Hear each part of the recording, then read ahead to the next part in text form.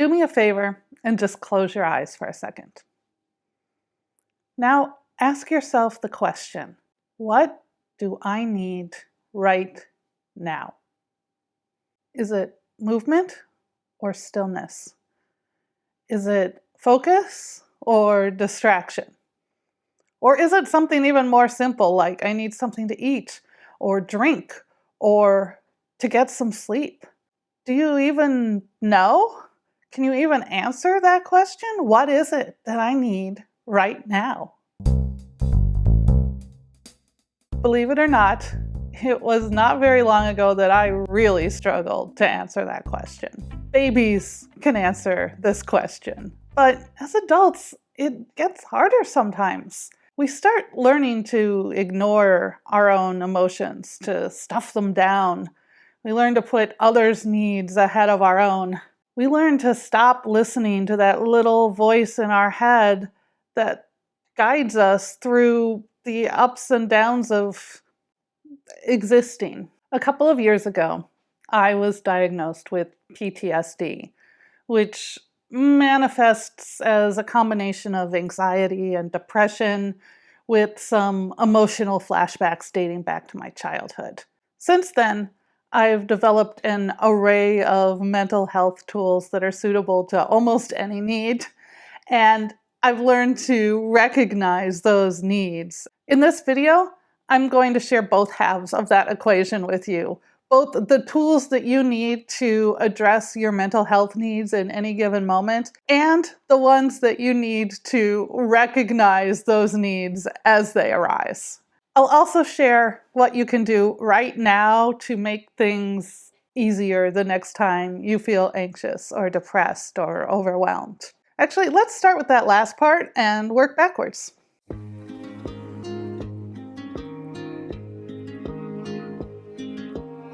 I used to have this workout video that I probably watched 100 times. For what it's worth, it was Paula Abdul's Get Up and Dance. In it, this trainer said at the very beginning, remember, it's not what you do now and then that matters. It's what you do every single day. One of the hardest pills to swallow when it comes to mental health care is that there is no magic solution. It can be really frustrating when you feel like you're doing all the things that everyone tells you to do and you still feel awful. But the truth is, it's your regular everyday actions that give you the experience and the insight to be able to apply the right balm at the right time. There's a Sanskrit word that I love, upaya. Upaya is often translated in English as skillfulness or skillful means. But what it really means is the skill of a teacher to meet a student where they're at in order to best help them along the path, in the case of Buddhism, to enlightenment. But for our purposes today, along the path of mental well-being. It's when we turn that skillfulness, that upaya, towards ourselves that we can be most effective in regulating our mental health. So what can you do right now to develop your upaya?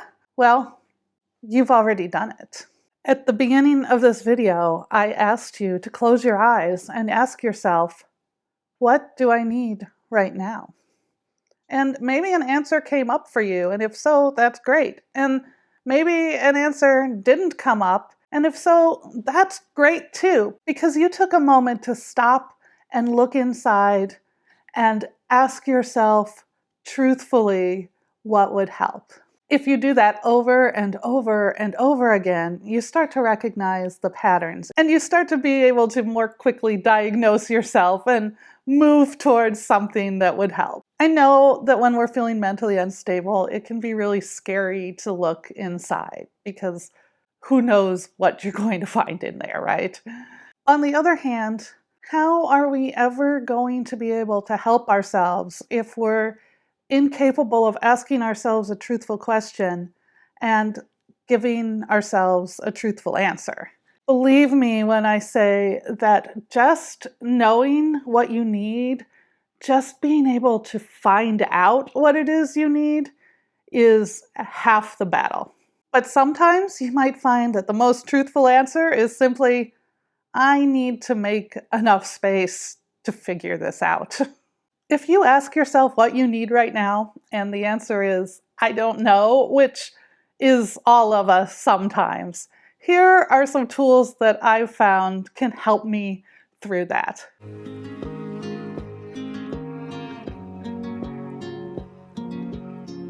The first tool is journaling. You can sit down to journal with the question, what do I need right now? You could also ask other questions like, how am I feeling in this moment? What would feel good right now? Or even, why am I feeling the way I'm feeling? It doesn't take much. There's something about the act of writing that really brings things to the surface. And sometimes it only takes a 5 or 10 minute journaling session, a paragraph or two, in order to get to the root of what's going on. If you're feeling like you need a more physical solution, another way to do this kind of the same thing is by walking. And I'm talking about going for a walk without a podcast on, or without music with lyrics, without talking on the phone to someone, or listening to an audiobook. Just a walk.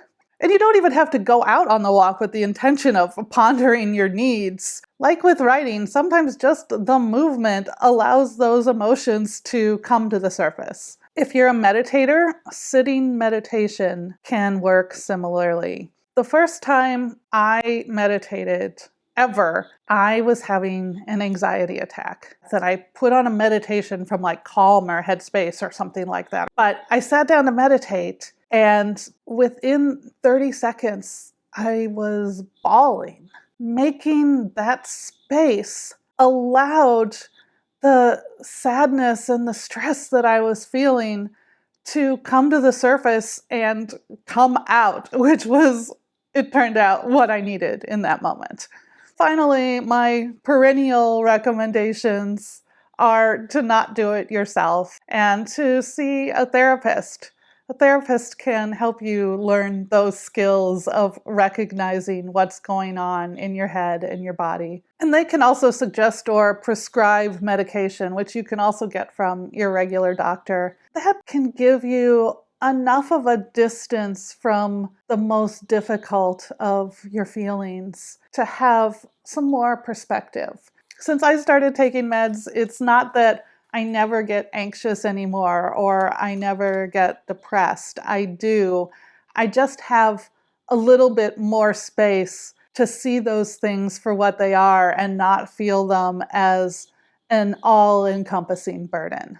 With the exception of medication, which of course should be used as prescribed, all of these tools are available in the moment, but they're also available as ongoing practices. You can cultivate practices in walking, in journaling, in meditation, and even in regular therapy that will help to strengthen your metaphorical self-care muscles. Just as a parent learns the specific meanings of their particular baby's cries, we can learn the bodily and mental signals of our most difficult emotions.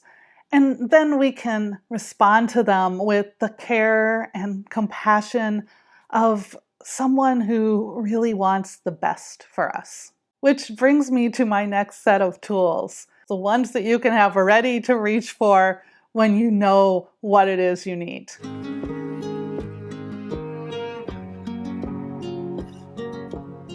The first tools that I have are the ones that address those basic needs we talked about back at the beginning. Are you hungry? Are you thirsty? Are you tired? I've learned to make space for naps in my life. I've learned to keep snacks on hand. I have snacks in my bag. I have snacks in my glove box. I have snacks sitting on my kitchen counter for anyone to grab if they're feeling a little bit hangry. I also keep water in the trunk of my car, and I have a water bottle with me almost all the time. But when you get into the more complicated needs, the tools also become a little bit more complicated. I find that my needs usually fall along two spectrums.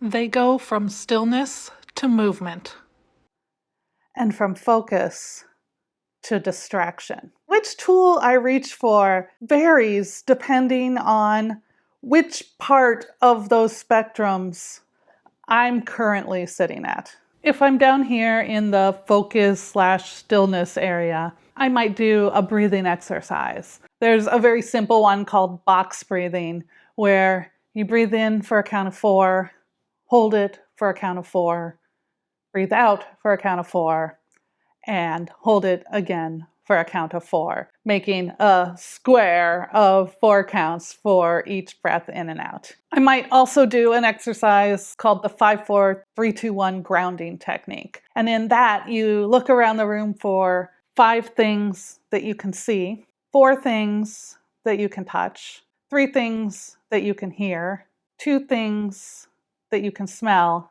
and 1 thing that you can taste. If I feel like I need focus and movement, that might be the time to do a walking meditation.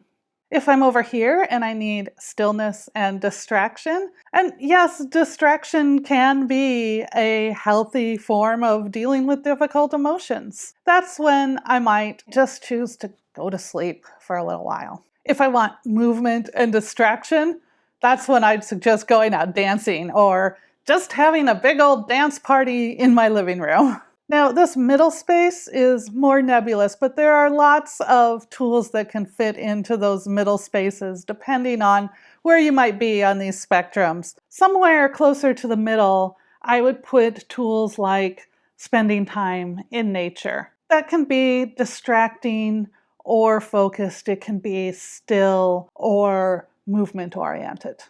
I would put watching TV or a movie right about here. I'd put reading here. I'd put yoga up in the movement and focus area. I'd put gardening up near here as well. And I'd put something like cooking or baking near the middle. These are all very different activities, but they are all tools in your arsenal for helping yourself through difficult times. And your toolkit may not look like mine. Maybe you're not a gardener and you prefer running to walking. That's fine. You have to do what works for you. And you don't have to try all of these at once. You can add one tool to your kit, use that for a few weeks, see how it feels, and then add another one. The end result will be that once you've developed your upaya, once you have learned to meet yourself where you are, you will know what you need to get yourself through almost any tough emotion. And don't forget that that thing you need could be a therapy appointment or a call to a helpline. There is absolutely no shame in asking for outside help when you need it. Hopefully this video has given you some insights into my process and my tools, and that has sparked some ideas and insight into what it is that you need. Until next time, I'm wishing you love and joy and all those good things, and I can't wait to talk to you again. Hey, I just wanted you to know that I also have a newsletter. It is completely free to join. But if you decide to become a paying subscriber, I have these awesome love and joy and all of those good things pins. You can check it out at fromjen.substack.com.